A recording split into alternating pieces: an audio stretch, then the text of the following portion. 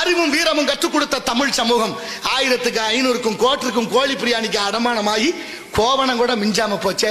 விஜய ரகுநாத சேதுபதினு ஒரு மன்னர், அவருக்கு 2 பொம்பளை பிள்ளைய, மூத்தவ சிவகாமி நாச்சியா, இளையவ ராசலட்சுமி நாச்சியா. 2 பொம்பளை பிள்ளைகளும் பெரிய பிள்ளைகள் ஆயிடுச்சு. கல்யாணம் பண்ணி கொடுக்கணும்னு அப்பா நினைக்கிறார், தாய் இல்லாம வளர்த்த பிள்ளைங்க. இளையவ ராசலட்சுமியை கூப்பிட்டு கேட்கிறார் விஜய ரகுநாத சேதுபதி மன்னர், எம்மா உன்னை கல்யாணம் பண்ணி கொடுக்க நினைக்கிறேன். அவருக்கு தங்கச்சி மையம் ஒருத்தர் இருந்தார், கூட பிறந்த தங்கச்சி மையம் தண்டபாணி தேவர். தண்டபாணி தேவருக்கு கல்யாணம் பண்ணி கொடுக்கணும்னு கேட்கிறார் தங்கச்சி மையனுக்கு. தன் மக சொல்றா இளையவ, அப்பா என்னை கல்யாணம் பண்ணி கொடுக்கறத விட நம்ம அக்கா சிவகாமி மாமாவை விரும்புறா, நேசிக்கிறா, அக்காவை கட்டி கொடுங்கன்னு தங்கச்சி சொல்றா. இப்ப அப்பாவுக்கு ரொம்ப மகிழ்ச்சி. அது என்ன அக்காவை மட்டும், நான் உன்னைய கட்டி கொடுக்கலாம்னு நினைச்சேன், என் விருப்பம் உன்னைய கட்டி கொடுக்குறேன், அக்கா விருப்பம் மாமாவை கட்டிக்கிட்டான், அதனால 2 பொண்ணையும் கட்டி வைக்கிறேன்னு கட்டி வச்சாரு ஒரே மாப்பிளைக்கு. 2 பொண்ணையும் கல்யாணம் பண்ணி கொடுத்துட்டு குடும்பத்தை எங்க வச்சாரு, இன்னைக்கு இருக்கிற ராமேஸ்வரத்துல குடும்பம். ராமேஸ்வரத்துல குடும்பத்தை வச்சுட்டு மாமனார் சொல்றாரு, மாப்பிள்ளைய 2 கண்ணையும் உங்கள்கிட்ட ஒப்படைச்சிருக்கேன், 3வது கண் இருப்பதாக நம்பப்படுது. அதான் ராமநாத சுவாமி பர்வதவர்த்தினி அம்பாள் கோவில். ராமேஸ்வர நிர்வாகம் உங்க கட்டுப்பாட்டுல பாத்துக்குங்க. ஏதாவது தகவல்னா ராமநாதபுரத்துக்கு சொல்லி அனுப்புங்கன்னு மாமனாரு அங்கே ராமநாதபுரத்துல மருமகன் தண்டபாணி தேவர் மகள்கள் இருவரும் சேர்ந்து ராமேஸ்வரத்துல குடும்பம். ராமேஸ்வரம் ராமநாத சுவாமி கும்பிட கோயிலுக்கு போகணும்னா அந்த காலத்துல அவங்க வாழ்ந்த காலத்துல கடலுக்குள்ள பாலம் கட்டல, படகுல தான் போகணும், படகுல தான் வரணும். கொஞ்ச நாள் ஆச்சு, படகுல போற வார ஆளுகிட்ட 25 பைசா கட்டணம் வசூல் பண்ண சொல்லி மருமகன் தண்டபாணி தேவர் உத்தரவு போடுறாரு.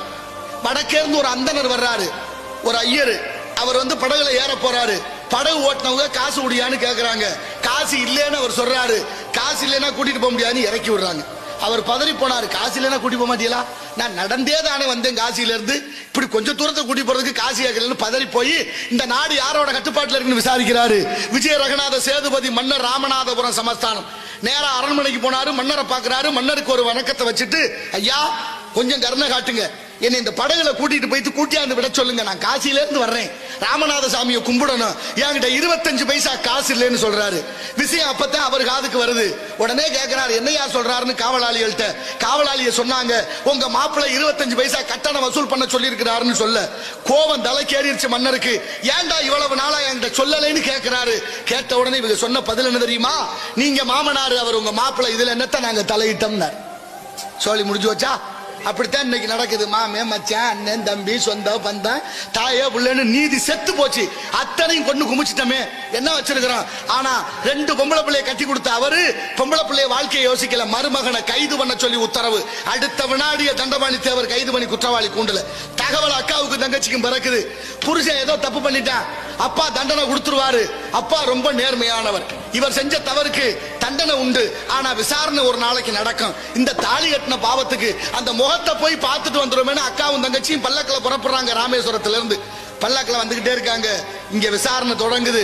என் அறிவில் சிறந்த பெரியோர்களே, தமிழ் பற்றாளர்களே, தமிழ் உணர்வாளர்களே, சிந்தித்து பாருங்கள் வரலாறு எவ்வளவு மிக உயர்ந்ததுன்னு. இங்க விசாரணை தொடங்குது.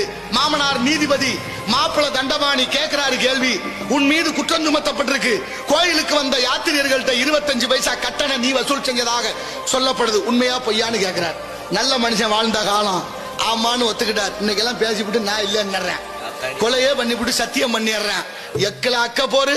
அவர் நேர்மையா சொன்னார், ஆமா நான் தான் வசூல் பண்ண சொன்னேன்னார். தீர்ப்பு சொல்றாரு பாருங்க, அதுக்கு வழக்கறிஞர் இல்ல, வாய்தா இல்ல. அடுத்த தீர்ப்பு, ஒரு பொம்பளை பிள்ளைய பெத்த நீங்க எல்லாம் வயிற்றுல நெருப்ப கட்டிக்கிட்டு வாழ்றோம், பொழுது விடிஞ்சா பொழுது வட்டா குடியார பயிலுக என்ன பண்ணுவானோ ஏது பண்ணுவானோ, பொம்பளை பிள்ளை என்ன பாடுபடுமோன்னு பதற இந்த உலகத்துல. ஆனா அவர் என்ன நினைச்சாரு, 2 பொம்பளை பிள்ளைய வாழ்க்கையை நினைக்காமல் தீர்ப்பு சொல்றாரு பாருங்க மருமகனுக்கு, நீ செய்தது தேச துரோகமாக இருந்தால் உன்னை நாடு கடத்தி மன்னிச்சிருப்பேன், நீ செய்தது சிவ துரோகம், சிவனுக்கே துரோகம் செய்து விட்டாய், உனக்கு மன்னிப்பில்லை, மரண தண்டனை, தலையை வெட்ட உத்தரவு. நினைச்சு பாருங்க, கற்பனை பண்ணியாவது பார்க்க முடியுமா? வெட்டியாச்சு தலைய, புருஷன் தலைய வெட்டியாச்சுன்னு தகவல் சிவகாமிக்கு வருது. முதல்ல பல்லக்கில் வந்தவ அவதான். அவளுக்கு தகவல் கிடைக்குது, துடிச்சு போறா. பல்லக்க கீழே இறக்க சொல்லி அங்கனே தீ மூட்டி உயிர் விட்டா. அதான் ராமேஸ்வரத்துல அக்கா மடம். தங்கச்சி அங்கனே பல்லக்க விட்டு இறங்கி அங்கனே தீ மூட்டி உயிர் விட்டா. அதான் ராமேஸ்வரத்துல தங்கச்சி மடம். அக்காவும் தங்கச்சியும் தீ குளிச்சு இறந்த இடத்துல அவங்க அப்பா விஜய ரகுநாத சேதுபதி மன்னர் ராமேஸ்வரத்துல அக்கா மடம் தங்கச்சி மடம்னு மடம் கட்டி சோறு போட்டாரு. இன்னைக்கு என் கேட்கிறவங்க எல்லாரும் மடம் இருக்கு, அங்க போயிருக்கீங்களா? பாத்தீங்களா மடம் இருக்கா? அந்த மடத்துக்கு பக்கத்துல மரங்கள்லாம் இருந்துச்சு, இருக்கா? சாலை விரிவாக்கத்துக்கு மடமும் இல்ல, மரமும் இல்ல. இந்த மடப்பயல்களுடைய நாட்டுல எங்க போய் சொல்றது? இருக்கணுமா வரலாற்று சான்று உங்களுக்கு தேவை? சாலை விரிவாக்கம். ஆனா மடம் இருந்த இடத்துல மடத்தை நீக்கின நீங்க அதுக்கு நேரம் அருகிலேயாவது ஒரு மடத்தை கட்டி பேர் வச்சிருக்கிறது இல்லையா? யாரும் கேட்கலையே அதை பத்தி யாராவது கேட்டிருக்கிறோமா? எந்த இது காணாம போனாலும் கவலை இல்லைன்னு நம்ம எதை தூக்கிட்டு தர்றோம்னு யோசிங்க, சிந்திச்சு பாருங்க. ஆனால் இந்த நாட்டுல புருஷன் இல்லைன்னா வாழ முடியாது இருந்த காலம் அது. அதனால 2 பெண்களும் தீக்குளிச்சு இறந்தாங்க. ஆனா அப்பா விஜய்